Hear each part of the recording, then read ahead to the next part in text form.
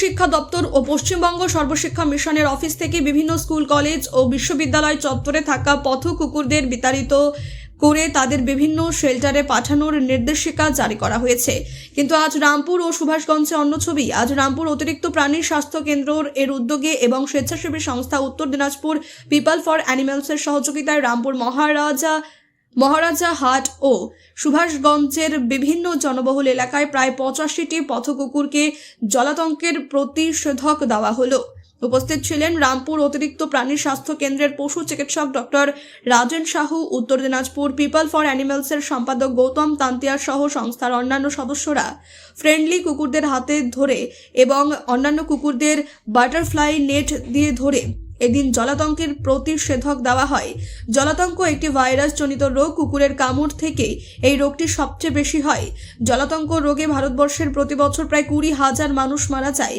একবার জলাতঙ্ক হয়ে গেলে মৃত্যু নিশ্চিত। তাই এই রোগ প্রতিরোধ করার জন্য জনগণের মধ্যে সচেতনতার প্রয়োজন।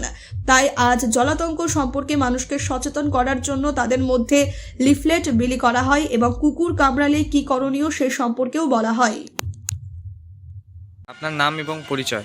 আমার নাম গৌতম তান্তিয়া, আমি উত্তর দিনাজপুর পিপল ফর অ্যানিমেলসের সম্পাদক। আজকে কি কর্মসূচি ছিল?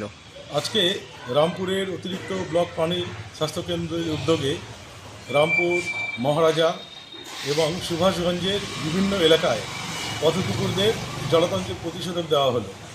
আপনারা জানেন প্রাণী কল্যাণ পক্ষ উদযাপিত হচ্ছে এবং এবছর সেই উদযাপনের সময় 13ই ফেব্রুয়ারি পর্যন্ত বাড়ানো হয়েছে।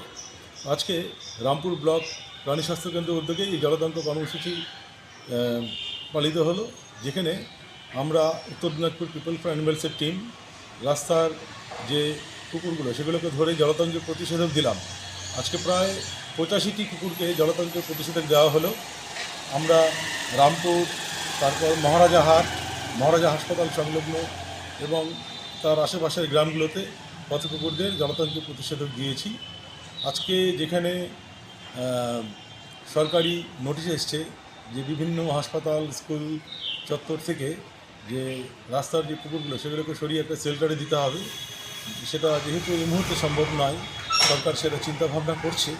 তো প্রাণী কল্যাণ পক্ষ উদযাপন উপলক্ষে এই রাস্তার পথ কুকুরদের এই জলাতঙ্কের প্রতিষেধক দেওয়া হলো। তার সাথে মানুষকে সচেতন করা হলো যে কুকুর কামড়ালে কী করণীয়, জলাতঙ্কের টিকা কীভাবে, যদি কোনো কুকুর কামড়ায় তাহলে হাসপাতালে বিনামূল্যে সেই ভ্যাকসিন দেওয়া হয়।